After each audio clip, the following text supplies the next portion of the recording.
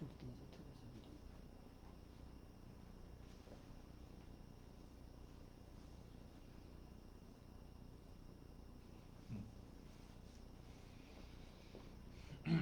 करूं?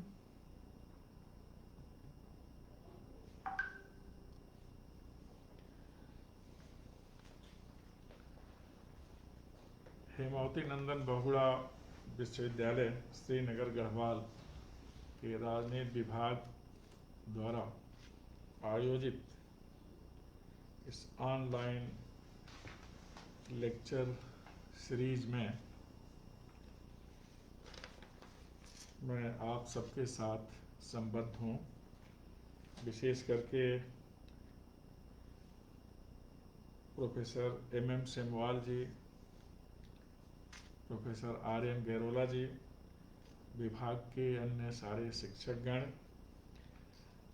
और माननीय कुलपति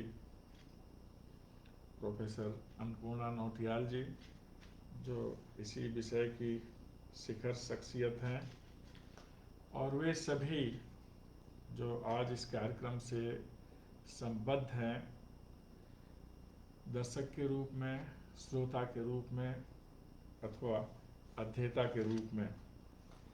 मुझे अतिशय प्रसन्नता है कि मैं आप लोगों के साथ इस कोरोना फेज में संवाद कर रहा हूँ। मेरे नितांत प्रिय प्रोफेसर एम सेमवाल जी ने इसके लिए कहा था, और कभी अपने प्रियजन की बात कटती नहीं है, रहती ही है, क्योंकि अपने प्रियजनों की बात रहने में अपना गौरव भी होता है, अपने को सुख भी मिलता है। विशेषकर राजनीति विज्ञान विषय से संबंधित जब कोई संवाद होता है तो हम लोगों के लिए विशेष हर्ष का विषय होता है। उस विषय का विद्यार्थी होने के नाते, अध्येता होने के नाते, अथवा उस विषय से संबद्ध होने के नाते। आप सभी को पता है कि आज की दुनिया एक संशय की दुनिया कही जाती है, जिसमें प्रत्यक्ष संवाद, प्रत्यक्ष मिलन और प्रत्यक्ष कार्यक्रम लगभग कठिन से हो गए हैं। आज हम भी आप लोगों से इस आभासी प्लेटफॉर्म पर मिल रहे हैं। आप सभी को मैं देख रहा हूँ, आप सबको मैं सुन भी पाऊँगा, लेकिन जो प्रत्यक्ष संवाद, मिलन, वार्ता का सुख होता है वह निश्चित रूप से इस आभासी प्लेटफॉर्म पर नहीं होता। फिर भी एक अदृश्य अति घातक विषाणु ने पूरी दुनिया को, पूरी मानवता को और हमारे आप जैसे सभी लोगों को एक आभासी फलक पर लाकर खड़ा कर दिया है, जहां से हम मिल सकते हैं अथवा इस विश्व आपदा से मुक्ति का उपाय खोज सकते हैं, और इस आपदा में भी एक दूसरे का संबल बन सकते हैं। आज जितने उपक्रम हैं विकास के, शिक्षा से लेकर कार्यक्रमों के संपादन तक, कूटनीति, राजनीति, रणनीति, विदेश नीति, सबका संचालन इस आभासी प्लेटफॉर्म से ही हो रहा है। इसकी उपादेयता इसलिए भी है कि आपदा का सबसे बड़ा कारक, एकमात्र कारक वायरस कोविड नामक विषाणु, कोविड-19 नामक विषाणु अदृश्य है, तो उसके प्रभाव मंडल में जो दृश्यमान व्यवस्था है वह हिलती हुई व्यवस्था दृष्टिगत हो रही है। ऐसे में हम सभी उसका मुकाबला भी इस प्लेटफॉर्म के माध्यम से करने की कोशिश कर रहे हैं, और जहाँ कहीं भी हम अवस्थित हैं, स्थित हैं, अध्यासित हैं, वहाँ से अपने मनोबल के द्वारा, शारीरिक श्रम के द्वारा एक निश्चित दूरी एक दूसरे के बीच में रखकर अपने दायित्वों का निर्वहन कर रहे हैं। एक मास्क हम लगा करके चलते हैं, जैसा आपने देखा आरंभ में, मुझे यह आवश्यक भी है। सैनिटाइजर का प्रयोग करते हैं। बचत के लिए हम बिल्कुल समाज से दूरी तो नहीं, समाज में एक दूसरे से एक निश्चित दूरी रखते हैं, और यह प्रक्रिया चल रही है। इस आपदा से दुनिया किस दौर में पहुंच गई है, थोड़ा हम उस पर विचार कर लें। राजनीति को संभावनाओं का खेल कहा जाता है, और अंतर्राष्ट्रीय राजनीति तो शक्ति की राजनीति होती है। राष्ट्रीय स्तर पर अथवा अंतर्राष्ट्रीय स्तर पर संभावनाएं और शक्ति, सत्ता की प्राप्ति और सत्ता के नायक और सत्ता के किरदार, राज्य और जनसंख्या सभी इस दायरे में आ जाते हैं। इसलिए जब भी हम अंतर्राष्ट्रीय राजनीति की बात करते हैं, अंतर्राष्ट्रीय मंच की बात करते हैं, तो त्वरित हमारे दिमाग में यह व्यवस्था आती है कि वह अंतर्राष्ट्रीय जिसके कर्ता एकमात्र राज्य और केवल राज्य हैं, उनके बीच में संबंध भी किस प्रकार के चलते हैं। क्या राष्ट्रीय राजनीति की तरह वहाँ भी सत्ता प्राप्ति के खेल होते रहते हैं? कोई राष्ट्र स्वयं इतना समर्थ हो जाता है कि वर्चस्ववादी नीतियों का अनुपालन करने लगता है? कोई राष्ट्र क्या आर्थिक समृद्धि से इतना प्रभावी हो जाता है कि दुनिया के अन्य क्षेत्रों में अपनी धमकदार उपस्थिति अंकित कराने के लिए सामरिक मेधा का प्रयोग कर लेता है? अथवा कोई राष्ट्र सांस्कृतिक दृष्टि से इतना समुन्नत हो जाए कि अन्य देश उसकी तरफ निगाह लगाकर देखें? अथवा क्या कुछ वैचारिक आधार पर इस प्रकार की स्थितियां बनती हैं कि सभी राष्ट्र उस तरफ देखें और उस विचारधारा से अपने को प्रभावित करने की कोशिश करें? ये सब ऐसे मानक होते हैं जिनसे अंतर्राष्ट्रीय राजनीति का निर्धारण होता है। बहुत अतीत में न जाएं तो द्वितीय विश्व युद्ध के बाद की जो दुनिया थी उसमें शक्ति के दो गुट बन गए, मूलतः विचारधारा प्रभावित गुट थे। एक पूंजीवादी उदारवादी विचारधारा और दूसरी साम्यवादी दृढ़तावादी विचारधारा थी। साम्यवादी विचारधारा के पोषक राष्ट्रों को आयरन कंट्री का देश कहा जाता था, लौह आवरण का देश। जहां पूंजीवादी उदारवादी देशों में लोकतांत्रिक प्रक्रिया थी, खुलापन था, वहां साम्यवादी देशों में बहुत ज़्यादा प्रतिबंध थे, खुलापन का कोई विचार भी नहीं था। एक दल एक विचारधारा के साथ होना उस देश के निवासियों की नियति थी। इस शीत युद्ध के दौर में दो शक्ति गुट उठे, एक संयुक्त राज्य अमेरिका के नेतृत्व में नाटो और सोवियत संघ के नेतृत्व में वार्सा पैक्ट। यह अवधि लंबी नहीं चली। 1989, 90, 91 में सोवियत संघ का बिखराव हो गया, नए उसके जो प्रांत थे नए राज्यों में बदल गए। इस तरह एक सामरिक गुट वार्सा पैक्ट तो नहीं रहा, लेकिन दूसरा सामरिक गुट नाटो बना रहा। सामरिक गुटों का अस्तित्व तो इसलिए होता है कि उसके समान उसके प्रतिस्पर्धा में खड़ा होने वाला कोई दूसरा समूह हो, प्रतिस्पर्धी राष्ट्र हो अथवा वैरी समूह हो, लेकिन यह स्थिति नहीं रह गई। सोवियत संघ रूस में बदल गया, वहाँ भी लोकतांत्रिक व्यवस्था स्थापित हो गई और आज पुतिन के नेतृत्व में वह राष्ट्र दुनिया की एक महत्वपूर्ण महाशक्ति है। अमेरिका के नेतृत्व में नाटो रहा, नाटो का औचित्य सिद्ध हुआ फिर आतंकवाद के विरुद्ध अभियान में, और पूरी दुनिया ने साथ भी दिया अमेरिका का आतंकवाद के निर्मूलन में। लेकिन सोवियत संघ के बिखराव के बाद जो द्विध्रुवीय दुनिया थी शक्ति स्पर्धा के दृष्टि से, बाइपोलर वर्ल्ड, उसका स्वरूप बदल गया।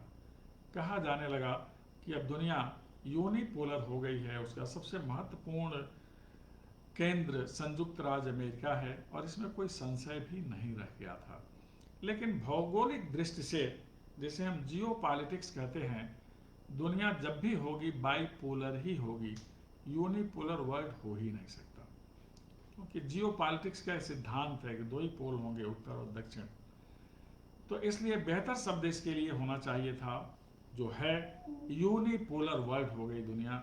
यूनिपोलर वर्ल्ड के स्थान पर प्रयुक्त होना चाहिए यूनिपोलर वर्ल्ड, एक स्तंभी दुनिया। बाद में जो P5 नेशंस थे और नवोदित शक्तिधारी राष्ट्र थे, उनकी भी महत्ता बढ़ी। इसलिए दुनिया मल्टीपोलर के स्थान पर मल्टीपीलर वर्ल्ड बन गई, जिसमें अभी भी केंद्रीय स्तंभ संयुक्त राज्य अमेरिका है और उसके समान थोड़ा किनारे खड़े होने वाले दिखने वाले स्तंभ अन्य राष्ट्र हैं, जिसमें P5 राष्ट्रों के शेष 4 राष्ट्र रूस, चीन, ब्रिटेन, फ्रांस और नवोदित शक्तिशाली राष्ट्र भारत, जापान, जर्मनी, ब्राजील, दक्षिण अफ्रीका और तेजी से शक्ति की राजनीति में अपनी पैठ और स्थान बनाने वाला इजराइल, ये सारे महत्वपूर्ण राष्ट्र बन करके इस बहुस्तंभी दुनिया के निर्णायक स्तंभ बन गए। आज की जो दुनिया है वह वस्तुतः बहुस्तंभी दुनिया है। पहले शक्ति राजनीति का निर्धारण सामरिक सामर्थ्य के आधार पर होता था। किस राष्ट्र के पास कैसी सामरिक सामर्थ्य है, किस प्रकार की सैन्य क्षमता है और किस प्रकार की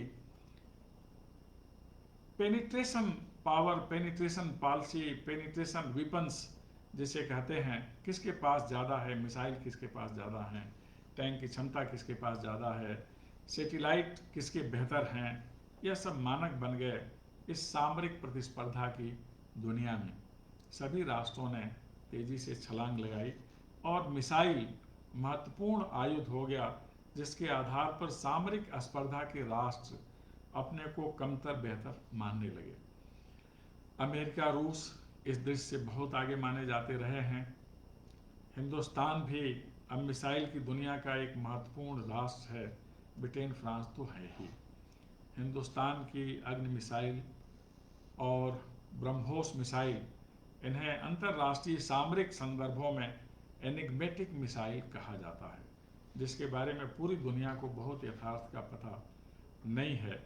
तो यह सामरिक दुनिया है जिसमें हम अंतरिक्ष में बैठकर धरा पर घटित होने वाली घटनाओं का मूल्यांकन करते हैं, देखते हैं और उस हिसाब से हम अपनी दुनिया बनाते हैं। हिंदुस्तान ने भी इस स्पर्धा में महत्वपूर्ण स्थान बनाया, क्योंकि P5 नेशंस, जिन्हें सुरक्षा परिषद के 5 अस्थायी राष्ट्र कहते हैं, अमेरिका, रूस, ब्रिटेन, फ्रांस और चीन, ये इसलिए महत्वपूर्ण थे, पावरफुल 5 थे, क्योंकि इन पांचों के पास नाभिकीय आयुध थे। वह क्षमता और वह आयुध भारत ने भी 1998 में हासिल कर लिया। यद्यपि प्रयोग तो हमने 1974 में ही कर लिया था, लेकिन वह क्षमता हमारे पास है, इसकी घोषणा हमने मई 1998 में की, जब अपने परमाणु परीक्षण के बाद कैप्शन हमारा जो था बुद्ध मुस्कुराए, उसकी घोषणा करते हुए तत्कालीन प्रधानमंत्री माननीय अटल बिहारी वाजपेयी जी ने कहा कि अब हम नाभिकीय शक्ति संपन्न राष्ट्र हैं। तब से हम इस स्पर्धा के महत्वपूर्ण राष्ट्र हैं। तो जहाँ तक सामरिक संदर्भ है, धरातल पर नाभिकीय आयुध, मिसाइलें, अंतरिक्ष में अपनी सैटेलाइट की पहुंच, अपना सैटेलाइट नेविगेशन सिस्टम, इस दृष्टि से हम धरा पर और अंतरिक्ष में अन्य महाशक्तियों के समान ही हैं। अब हम चंद्रयान से गगनयान बनाकर बहुत आगे तक लंबी छलांग ले चुके हैं। हम एक साथ सर्वाधिक सैटेलाइट छोड़ने वाले दुनिया के प्रथम राष्ट्र हैं।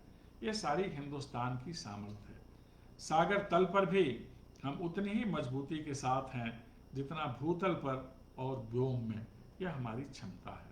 अब हमारे पास इलेक्ट्रॉनिक जामिंग की एक विशेष प्रणाली है, जिसके चलते हमारे प्रमुख स्थल इस देश में सुरक्षित हैं। जब हमने परमाणु नीति की घोषणा की 1998 में, तो उसके 3 महत्वपूर्ण तत्व थे। पहला था कि हम पहले परमाणु बम का प्रयोग नहीं करेंगे युद्ध की स्थिति में। दूसरा, हम किसी भी ऐसे देश पर परमाणु आयुध का प्रयोग नहीं करेंगे युद्ध की स्थिति में जिसके पास परमाणु आयुध न हो। और तीसरा था कि यदि किसी ने हमारे ऊपर नाभिकीय प्रहार करने की कोशिश की तो हम तो सुरक्षित रह जाएंगे, उसे झेल लेंगे, लेकिन जब हम प्रति प्रहार करेंगे तो इस प्रकार का दुस्साहस करने वाले राष्ट्र को अपने अस्तित्व के बारे में विचार करना पड़ेगा। अर्थात 1998 में ही हमने नाभिकीय सामर्थ्य की दृष्टि से टोटल एनिहिलेशन का सिद्धांत व्यवहार में अडॉप्ट कर लिया था कि जो राष्ट्र हमारे ऊपर ऐसा दुस्साहस करेगा उसके पूर्ण विनाश की कार्यवाही करेंगे। यह एक स्पष्ट संकेत था उन राष्ट्रों के लिए जो हिंदुस्तान के प्रति अच्छा भाव नहीं रखते, जो हिंदुस्तान को त्रस्त करने की कोशिश करते हैं अथवा कोशिश करेंगे ऐसा भाव रखते हैं। उसी समय से हम सामरिक स्पर्धा के महत्वपूर्ण खिलाड़ी बन गए। और जब हमने तेजस नामक युद्धक विमान बनाया, जिसे चौथी और 5वीं पीढ़ी के बीच का युद्धक विमान कहते हैं, तो हम विमान की दुनिया में सामरिक विमानों के संदर्भ में एक महत्वपूर्ण राष्ट्र बन गए। ये हिंदुस्तान की क्षमता है। इसी आधार पर अन्य राष्ट्र, जिन्हें P5 नेशंस कहा जाता है, महत्वपूर्ण राष्ट्र के रूप में विदित थे, चर्चित थे और दुनिया में स्थापित थे। तो वह जो पावर संतुलन था दुनिया का कि 5 महाशक्तियां ही दुनिया का भविष्य निर्धारित करेंगी, उसका छठा सदस्य हिंदुस्तान बना। इस प्रकार की क्षमता रखने वाला इजराइल है और मित्रता के कारण अन्य सभी क्षमताओं में भारत, जर्मनी और जापान एक धरातल पर खड़े हैं। तो इसलिए शक्ति संतुलन, शक्ति स्पर्धा, शक्ति मानक और शक्ति नियंता होने की स्थिति में अब इतने राष्ट्र दुनिया में आकर खड़े हो गए। पहले सामरिक दृष्टि से दुनिया की क्षमता और शक्ति निर्धारकों का मूल्यांकन और आकलन किया जाता था, लेकिन 1991 से जब से दुनिया में LPG का दौर चला, उदारीकरण, निजीकरण और भूमंडलीकरण का, तब से आर्थिक सामर्थ्य ज़्यादा महत्वपूर्ण हो गई। उदारीकरण के दौर में संचार क्रांति हुई, सूचना का विस्फोट हुआ। जो राष्ट्रों की जटिल सीमाएं हैं संचार क्रांति के चलते शिथिल हो गई। पूंजी निवेश, पूंजी प्रवाह, सेवा संदर्भ का प्रवाह, सूचनाओं का प्रवाह यह आसानी से होने लगा। एक नई आर्थिक दुनिया बन गई और जिसमें समाज भी आर्थिक समाज के रूप में परिवर्तित हो गया। पहले हम केवल मानव समाज की चर्चा करते थे। आज के समाज को हम मार्केट सोसाइटी कहते हैं, बाजार समाज कहते हैं। अब नए विपणन केंद्रों की तलाश होने लगी।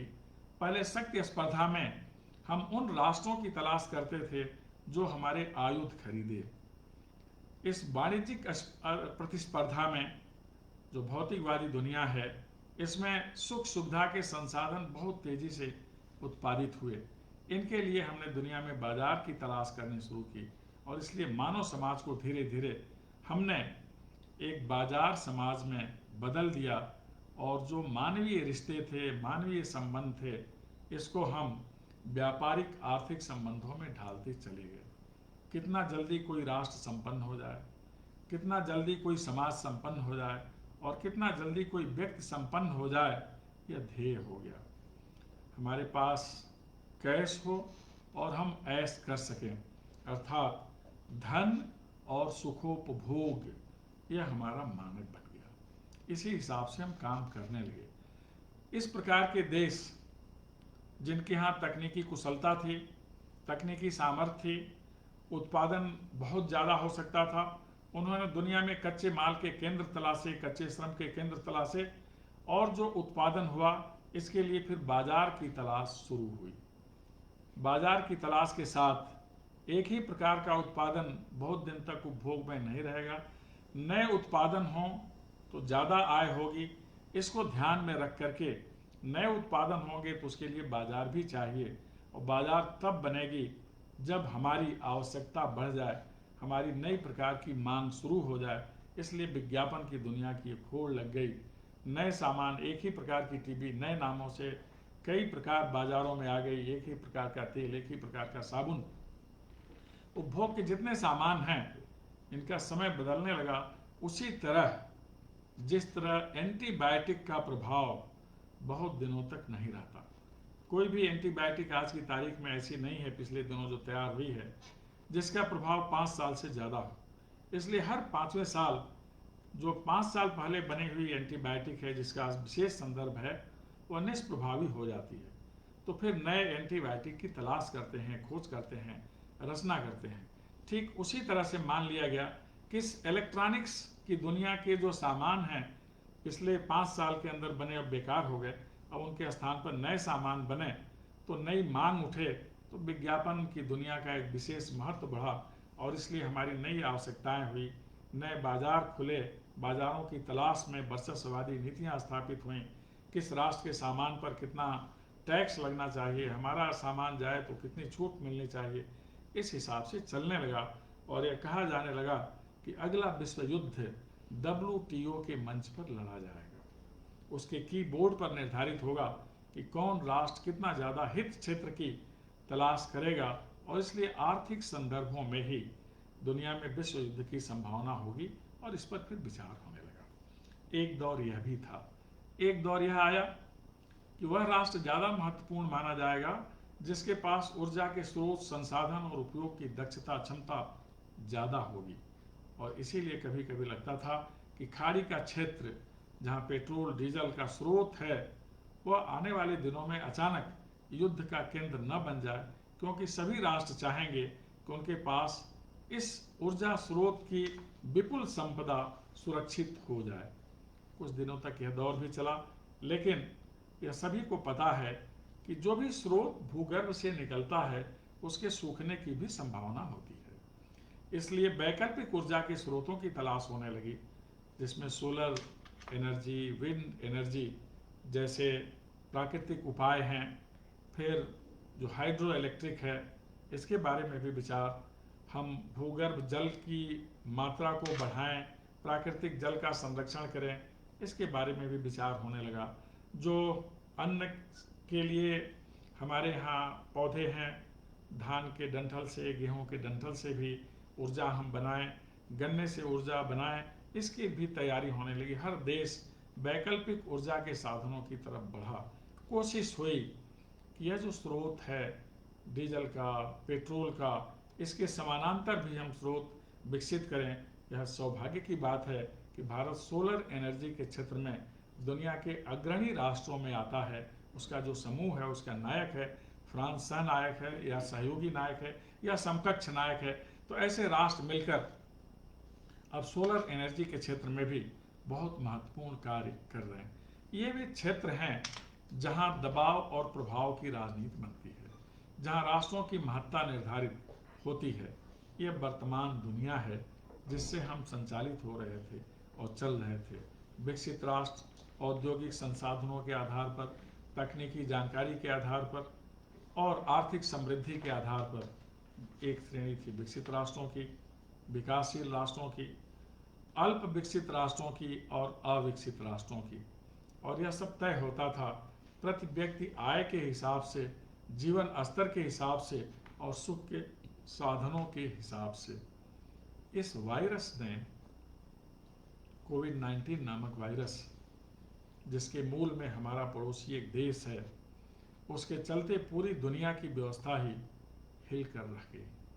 आज दुनिया में जितने प्रकार के राष्ट्र हैं, जिन्हें भौगोलिक, आर्थिक, सामरिक, वैचारिक दृष्टि या संगठनात्मक दृष्टि से समुन्नत राष्ट्र मानते हैं, आज सभी एक धरातल पर खड़े हैं। सबके सामने एक ही समस्या है, कोरोना से मुक्त होने की समस्या, अथवा कोरोना नामक वायरस को निष्क्रिय करने का लक्ष्य है सभी राष्ट्रों के पास। ऐसे में कुछ ऐसे भी राष्ट्र हैं जो अकारण सीमा पर विवाद उत्पन्न करने की कोशिश करते हैं, यह जानते हुए कि इतिहास बार बार नहीं दोहराता है, यह जानते हुए कि कोई अध्याय इतिहास का अंतिम अध्याय नहीं होता है, यह जानते हुए कि कोई आज लिखा जाने वाला पन्ना इतिहास का आखिरी पन्ना नहीं होता है, यह जानते हुए भी कि हिंदुस्तान की 130 करोड़ से अधिक की आबादी आज एक साथ खड़ी है और इस देश में मोदी जी जैसा महानायक है जिसे झुकना नहीं आता, जिसे पुरानी बातों को भूलना नहीं आता, जिसके अंदर पुरानी गलतियों को करने वाले समूहों को, राष्ट्रों को क्षमा करने का भाव जिसके अंदर नहीं आता। यह पता है प्रतिस्पर्धी राष्ट्र को कि मोदी जी के पास ईश्वर ने सिर्फ शक्ति और सफलता की सामर्थ्य दिया है और यह अंश दिया है जिससे वह किसी भी मुकाम को हासिल कर सकते हैं, और जो भी हमारे प्रति प्रतिकूल भाव रखेगा उसको उसी की भाषा में समझाकर और उसके विनाश का पथ प्रशस्त कर सकते हैं। यह जानते हुए भी एक ऐसा राष्ट्र है जो सीमा पर हिंदुस्तान के साथ हलचल की कोशिश करता है, अर्थात मान लेना चाहिए कि अब उसकी नियति उसे पतनोन्मुख बनाने वाली है। मैं चर्चा कर रहा था सामरिक संदर्भों की, आर्थिक संदर्भों की, वैचारिक संदर्भों की। आज कोरोना के प्रभाव में सभी दुनिया कोरोना के प्रभाव से मुक्त होने की कोशिश कर रहे हैं, दुनिया के जितने भी राष्ट्र हैं। जितने शक्तिशाली राष्ट्र हों ज़्यादा ही आक्रांत हैं। संयुक्त राज्य अमेरिका की स्थिति ठीक नहीं, हमारे मित्र रूस, अमेरिका, फ्रांस, ब्रिटेन जैसे राष्ट्र हैं, इनकी स्थिति ठीक नहीं। हमारा अत्यधिक घनिष्ठ और मित्र राष्ट्र ऑस्ट्रेलिया है, उसकी स्थिति भी बहुत ठीक नहीं। लेकिन तुलनात्मक दृष्टि से यूरोपीय राष्ट्रों से अगर ऑस्ट्रेलिया की तुलना करें तो ऑस्ट्रेलिया आज बेहतर स्थिति में है कोरोना को निष्प्रभावी करने के संदर्भ में। अभी हाल में मोदी जी की वार्ता भी हुई ऑस्ट्रेलिया के प्रधानमंत्री से, और इस वार्ता को ऑस्ट्रेलियाई समोसा और गुजराती खिचड़ी की कूटनीति राजनीति कहा जाता है, और उसी के चलते आज कूटनीति का एक नया नाम भी हो गया है जिसे वर्चुअल डिप्लोमेसी कहते हैं, आभासी कूटनीति, जिस पर चर्चा और थोड़ी आगे करेंगे। तो आज जो संदर्भ है इसमें दुनिया के सामने यही लक्ष्य है कि अब तक हमने जो सामर्थ्य अपनी मानी, सुख सुविधा के साधनों के आधार पर मानी, आवागमन के द्रुत साधनों की रचना के आधार पर मानी, ऊर्जा के उपभोग के संदर्भ में अपनी सामर्थ्य को माना, प्रति व्यक्ति आय के हिसाब से माना, हमारा पूंजी निवेश कहाँ कहाँ तक है इसके आधार पर माना, हमारे साथ कितनी बहुराष्ट्रीय कंपनियां हैं जो अन्य देशों में जाकर उत्पादन कर रही हैं इसके आधार पर माना, अथवा इस आधार पर माना कि हमारे पास अन्य राष्ट्रों की मुद्रा का कितना भंडार है, जिसे विदेशी मुद्रा भंडार कहते हैं। इस आधार पर वैश्विक शक्ति प्रतिस्पर्धा की तुलना हो रही थी, सामर्थ्य की तुलना हो रही थी। एक ही झटके में प्रकृति ने यह सब खत्म कर दिया। अब जिसके पास जितनी समृद्धि है उसके दिमाग में है, अथवा उसके बैंक में है, अथवा उसके संस्थानों में है, वह उपयोग और उपभोग के लिए नहीं है। एक व्यक्ति के पास 1000 मकान हो सकते हैं, 10 मकान हो सकते हैं, आज तो एक ही मकान में रहना पड़ रहा है। सैकड़ों गाड़ियां हो सकती हैं, आज एक ही गाड़ी का प्रयोग करना पड़ रहा है। बहुत तेज चलने वाले विमान हो सकते हैं, आज सारे विमान तल पर खड़े हैं, रनवे से आगे नहीं जाना। बहुत अच्छी गाड़ियां हो सकती हैं, ट्रेन हो सकती हैं, सब कहीं न कहीं स्थिर है। अर्थात आज दुनिया सम धरातल पर खड़ी है। केवल एक ही आशा अभिलाषा के साथ हम बढ़ रहे हैं कि यह जो विषाणु है पूरी मानवता के जीवन के सामने जिसने संकट उत्पन्न कर दिया है, इसका समाधान हम कहां से लाएं। और वह समाधान है औषध विज्ञान। हमारे पास हमारी जनसंख्या का जो भी अंश, जो भी हिस्सा पीड़ित हो रहा है, तो त्वरित निदान का उपाय कहां से लाएं। हॉस्पिटलों में वेंटिलेटर कितने होने चाहिए। आमतौर पर हर हॉस्पिटल में इमरजेंसी वार्ड होता है, तो कुछ लोगों के लिए होता है, माना जाता है इमरजेंसी तो बहुत कम होती है, rarest among the rare cases में इमरजेंसी आती है और ऐसे लोगों के लिए ज़रूरी होती है। इसलिए वेंटिलेटर की संख्या सभी हॉस्पिटल्स में नाम मात्र की ही हुआ करती थी। अब वेंटिलेटर बढ़ाए जा रहे हैं। PPE, पर्सनल प्रोटेक्शन इक्विपमेंट, यह होना चाहिए। हम किसी से मिलने जाएं तो टेस्टिंग किट ऐसे होने चाहिए कि इस आपदा के बारे में जानकारी हो सके। अगर कोई संक्रमित व्यक्ति है तो उसके बारे में हम ठोस सूचनाएं ले सकें और निदान कर सकें। आज के हालात में हर राष्ट्र इसी की तैयारी में लगा है। कोई बड़ा हॉस्पिटल बना रहा है, उस हॉस्पिटल में वेंटिलेटर और बेड की संख्या बढ़ा रहा है। ये हालात हैं आज दुनिया के। सबसे पहले अगर दुनिया की निगाह गई तो भारत पर। प्रधानमंत्री मोदी जी ने जब लॉकडाउन की घोषणा की और कोरोना के चेन को तोड़ने का सफल प्रयास किया, और उन लोगों के लिए जो आज की स्थिति में हमारे लिए अपने प्राण की, अपनी सुरक्षा की परवाह न कर बाहर निकले, उनके लिए माननीय मोदी जी ने ताली थाली और फिर प्रकाश की व्यवस्था की। उनके सामने नमन होने का भाव विकसित किया सभी में। तो हमें लगा कोरोना वॉरियर्स कौन हो सकते हैं। देवालय से निकलकर देवी देवता औषधालय में पहुंच गए, डॉक्टर के रूप में, नर्स के रूप में, वार्ड बॉय के रूप में, सपोर्टिंग स्टाफ के रूप में, फिर दवा विक्रेताओं के रूप में ये वॉरियर्स बने। फिर सुरक्षा प्रहरी हमारे कोरोना वॉरियर्स बने, जो समाज में शांति व्यवस्था और सुरक्षा के लिए लगे हुए पुलिसकर्मी हैं, हमारे परिवार के सदस्य। सीमा की सुरक्षा के लिए लगे हुए जो सैन्य तंत्र में लोग हैं, हमारे जवान, हमारे परिवार के लोग, इन सब के प्रति हमने नमन भाव रखना चाहिए और वो हमारे लिए वंदनीय है। स्वैच्छिक सफाई कर्मी या जो सेवा क्षेत्र में लगे हुए लोग हैं, जिन्हें हाउस कीपर्स कहते हैं, हाउस कीपिंग से जुड़े हुए लोग, ये सब हमारे लिए वंदनीय हैं। वे लोग जो हमारे पास संसाधन पहुंचा रहे हैं, अन्न, सब्जी, औषधि, ये सब वंदनीय है, ये सब कोरोना वॉरियर्स हैं। वे पत्रकार जो हमें अधुनातन सूचनाओं से अवगत करा रहे हैं, हमें केंद्र, राज्य सरकार, स्थानीय प्रशासन के निर्देशों संदेशों को पहुंचा रहे हैं, हमें आगाह कर रहे हैं, सतर्क कर रहे हैं, हमारी बात पहुंचा रहे हैं, हमारे साथ खड़े हो रहे हैं। जहां हम कहीं हैं वहां स्वयं उपस्थित होकर समस्याओं के समाधान में अपनी सार्थक भूमिका निभा रहे हैं। आज से लेकर जब से पहले से सभ्यता का इतिहास है, इतनी सकारात्मक भूमिका मीडिया की रही हो मुझे याद नहीं है।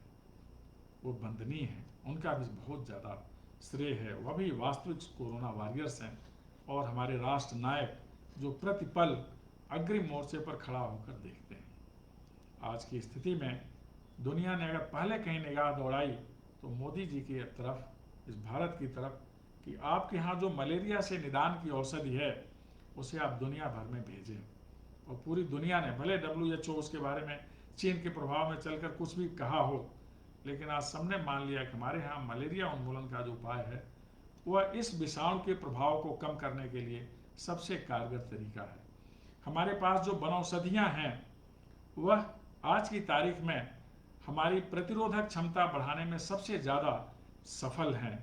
तुलसी का पत्ता, नीम का पत्ता, गिलोय, घृतकुमारी, यह सब सबसे महत्वपूर्ण है।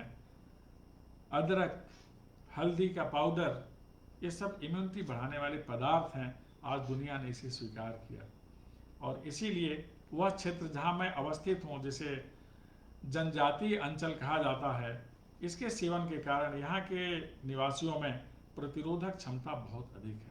पूरे भारत में तुलसी दल सुलभ है, तुलसी का वृक्ष पौधा है जिसका सभी हम नमन करते हैं। उससे बेहतर एंटीबायोटिक पत्ती कोई हो ही नहीं सकती। पूरी दुनिया ने माना कि आज अगर संक्रमित लोगों के अंदर इस विषाणु का प्रभाव कम करने की क्षमता है तो हिंदुस्तान के औषधि क्षेत्र से निर्धारित औषधियों में है। इसलिए चाहे वो मलेरिया की दवा हो अथवा वनौषधियों का प्रयोग हो, इसके माध्यम से ही यह क्षमता अन्य देशों में आ सकती है। आज दुनिया ने स्वीकार किया कि योग के माध्यम से भी प्रतिरोधक क्षमता बढ़ती है। इसलिए इस कोरोना काल में हिंदुस्तान की तरफ सबकी निगाहें आ गई।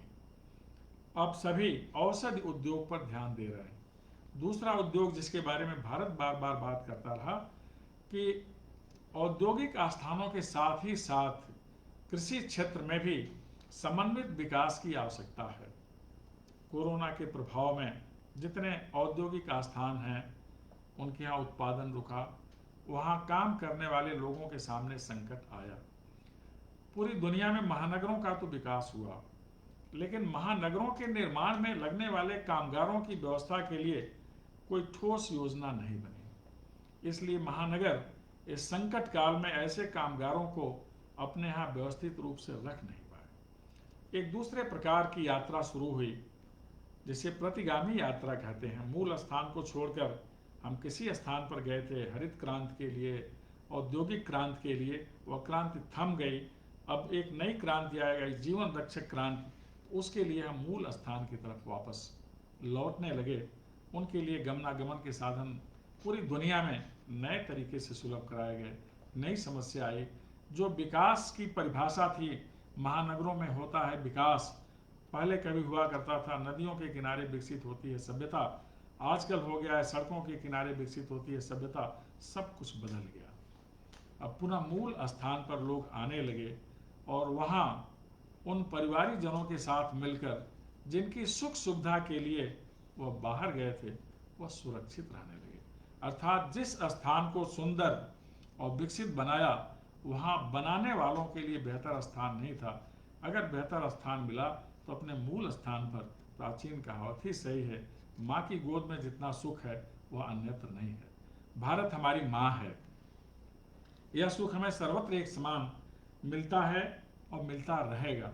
लेकिन यह जो धरा के ऊपर विचरण का विधान है, अब नए तरीके से इस पर विचार हो रहा है कि जहाँ भी निर्माण के काम में हमारे कामगार जाएं, वहाँ उनके रहने और जीवन यापन की सम्यक व्यवस्था भी होगी।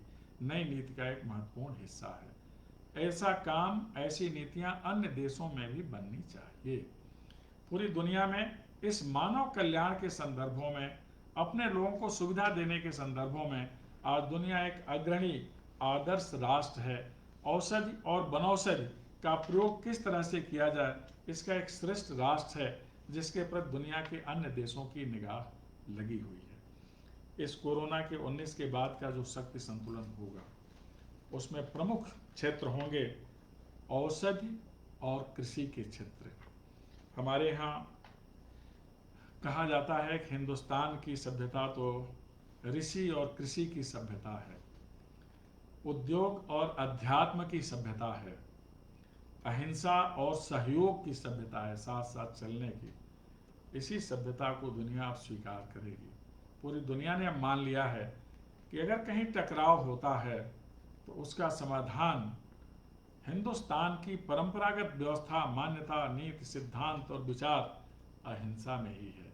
हमारे यहाँ मान्यता है अहिंसा परमो धर्मः श्रुत्युक्तः स्मार्थ एव च। इसलिए अब अहिंसा के रास्ते से यह हिंदुस्तान की पंचशील का जो सिद्धांत है, साथ साथ रह लेना, जिसका अंतिम है पीसफुल को एग्जिस्टेंस, यह बहुत ज़्यादा महत्वपूर्ण है। अब दुनिया को स्वीकार करना पड़ेगा कि हिंदुस्तान की शांतिपूर्ण सह अस्तित्व की विचारधारा ही दुनिया के लिए उपयोगी विचारधारा है। हम सहयोग तब करेंगे जब एक दूसरे से वैमनस्य नहीं रखेंगे। तो हिंदुस्तान अवैमनस्यता का सिद्धांत आज दुनिया को दे रहा है, मानवता के रक्षण के लिए एक साथ खड़े होने का सिद्धांत दे रहा है।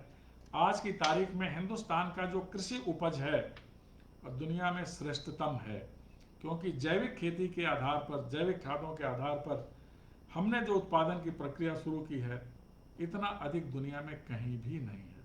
हरित क्रांति का मूल स्वरूप हिंदुस्तान में दिखता है, क्योंकि हमने बहुत पहले से ही सस्टेनेबल डेवलपमेंट का सिद्धांत व्यवहार में उतार लिया था।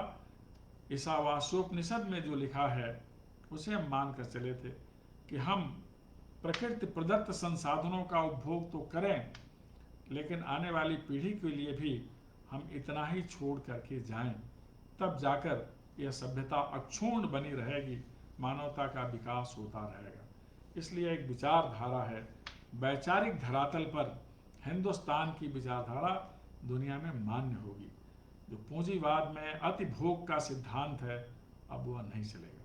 सबने समझ लिया कि एक प्राकृतिक आपदा में भोग के सारे सिद्धांत शिथिल हो गए, निष्क्रिय हो गए, निष्प्रभावी हो गए, और जितने संसाधन हैं वह सब अनुपयुक्त हो गए। केवल एक ही साधन रहा, साथ साथ रहने का उपाय, साथ साथ संवाद का उपाय, धैर्य और संतोष का उपाय, जो हिंदुस्तान की संस्कृति से निःसृत है।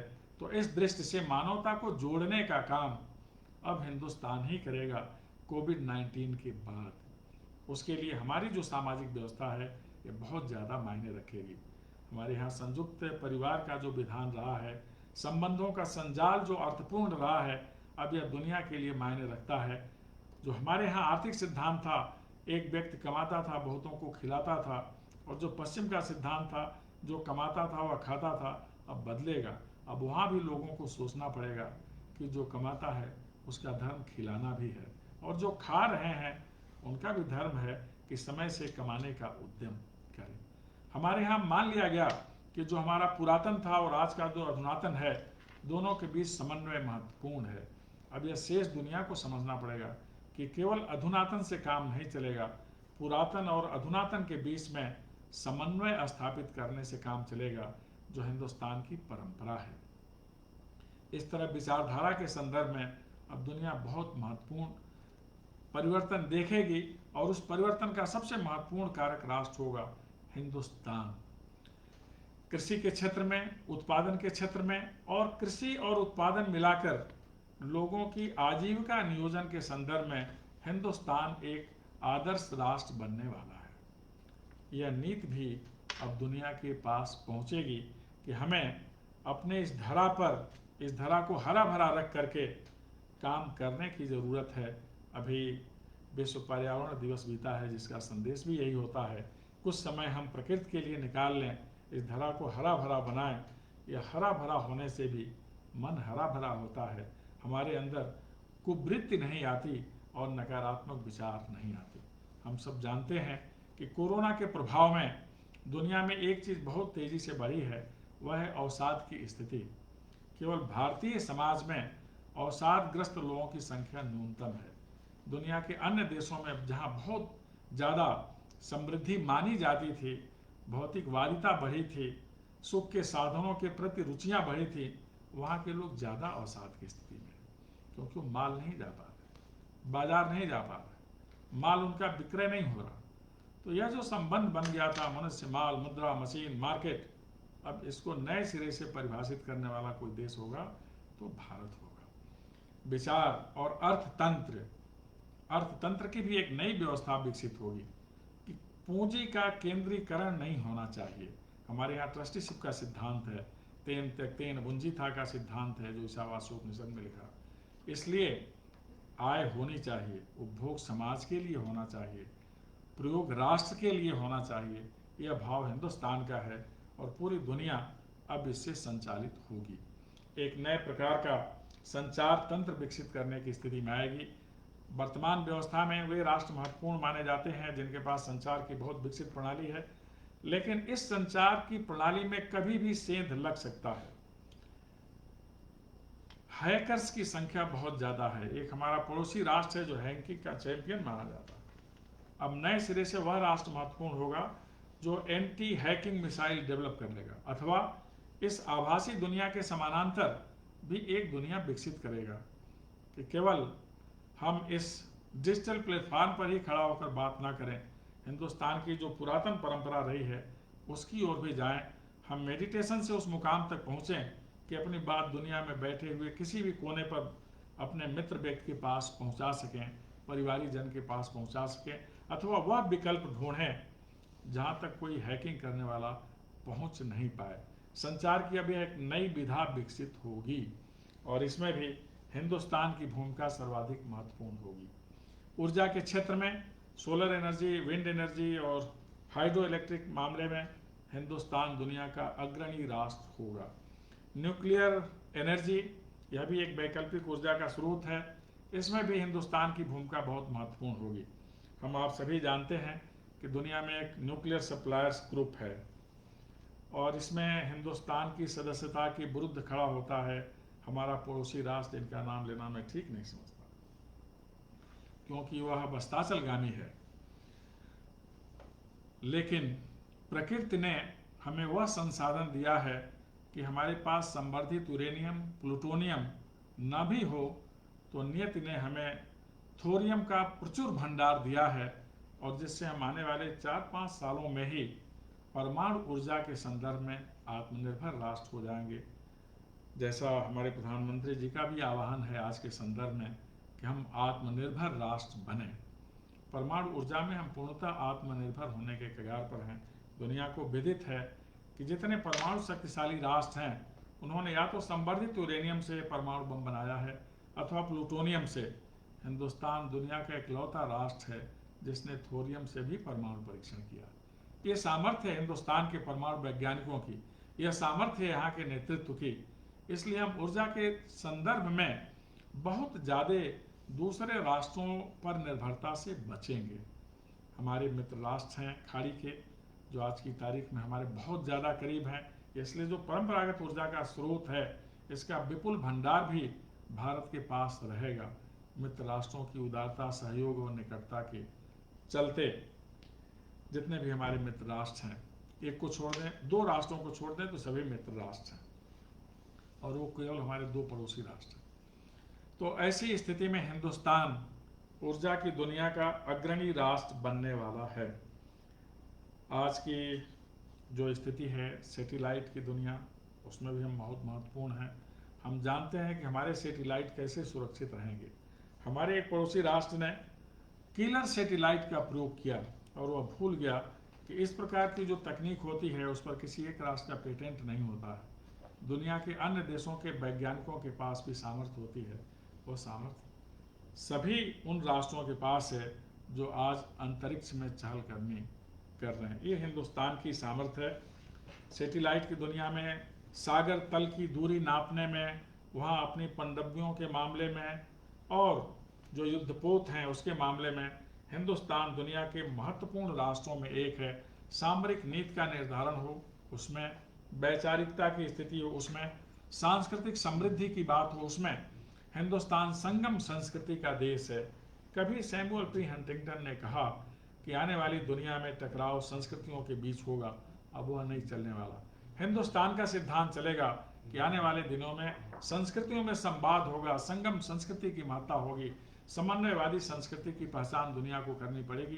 तो संस्कृति की दृष्टि से हिंदुस्तान दुनिया का महत्वपूर्ण राष्ट्र बनेगा, जहाँ की संस्कृति में प्रकृति बंधन है, जहाँ की संस्कृति में लैंगिक समानता है, नारियों के लिए सम्मान, बुजुर्गों के लिए सम्मान, बच्चों के लिए अनुराग, ये हिंदुस्तान की संस्कृति है। और जहाँ की संस्कृति में साथ साथ चलने का भाव है, तो यह संस्कृति आगे चलेगी।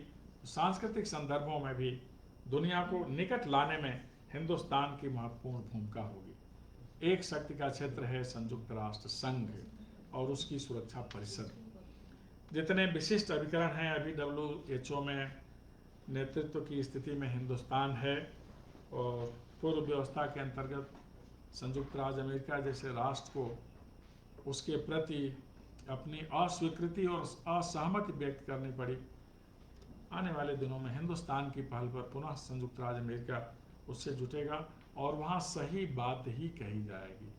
WHO दुनिया में व्याधियों के निर्मूलन में उपयोगी संगठन बनेगा, कोई बात छिपाने का संगठन नहीं बनेगा। इसी तरह अंतर्राष्ट्रीय श्रम संगठन या जितने विशिष्ट उपकरण हैं, अन्य जो संस्थाएं हैं, मौद्रिक संस्थाएं, विश्व बैंक, अंतर्राष्ट्रीय मुद्रा कोष, वहाँ हिंदुस्तान की भूमिका महत्वपूर्ण होने वाली। सबसे ज़्यादा जो महत्वपूर्ण स्थिति है कि वह समय ज़्यादा दूर नहीं जब सुरक्षा परिषद की अस्थायी सदस्यता हिंदुस्तान को मिले। भारतीय जनता की एकता, राष्ट्र की अखंडता, समृद्धि, सोच, विचार, सामरिक सामर्थ्य, आर्थिक समृद्धि, सबके आधार पर हमें वह स्थान मिलना है। अब दुनिया एक नई कूटनीति के प्रभाव में आने वाली है, जिसे मोड डिप्लोमेसी कहते हैं, मोदी जी की कूटनीति। आज की तारीख में दुनिया के इकलौते नायक हैं जो रणनीति, कूटनीति और विदेश नीति तीनों में पारंगत हैं। वह सब प्रकार की डिप्लोमेसी जानते हैं, वह स्विंग डिप्लोमेसी भी जानते हैं, सॉफ्ट पावर से हार्ड पावर में कैसे कन्वर्ट हो जाएगा यह भी वह जानते हैं।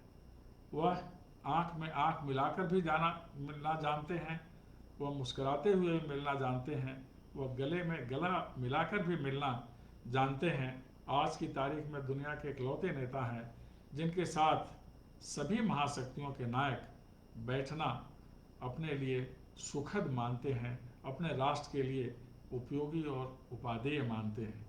यह हमारे पास ऐसा नेतृत्व है।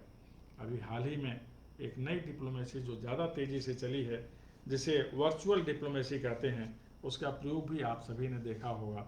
जब ऑस्ट्रेलिया के प्रधानमंत्री से मोदी जी की बात हुई, ऑस्ट्रेलिया में जो वहाँ के प्रधानमंत्री ने समोसा बनाया और जो गुजरात की खिचड़ी है, इस पर भी चर्चा हुई, महत्वपूर्ण समझौते भी हुए और विशेषकर हमारे सामरिक हित के समझौते हैं। केवल इस वर्चुअल डिप्लोमेसी में एक ही चीज़ नहीं होता, हम गर्मजोशी से एक दूसरे से नहीं मिलते। डिनर डिप्लोमेसी के लिए उसमें स्थान नहीं होता, कोई संयुक्त वक्तव्य नहीं आता और जो पर्सनल टच होता है आसपास बैठकर, यह तो नहीं होता। हम डिजिटल दीवार के आर पार बैठते हैं लेकिन सारी महत्वपूर्ण चीज़ें करते हैं जो होना चाहिए। पहले भी यह था जब 63 में अमेरिका और रूस के बीच में हॉटलाइन पर बात की व्यवस्था बनी, फ़ोन के माध्यम से, सैटेलाइट के माध्यम से, तो इसका प्रयोग पहले भी होता रहा है, लेकिन वर्चुअल प्लेटफॉर्म पर अब इसका त्वरित प्रयोग होने लगा है। अभी 4 मई को मोदी जी ने नैन सम्मेलन को संबोधित किया। फिर इस कोरोना से कैसे बचा जाए, हमारे पड़ोसी राष्ट्रों को, सार्क के देशों को क्या ज़रूरत है, इस पर उन्होंने संवाद किया, इसी प्लेटफॉर्म से संवाद किया। तो आज वर्चुअल डिप्लोमेसी का भी जमाना है और आने वाले दिनों में इसकी उपादेयता रहेगी।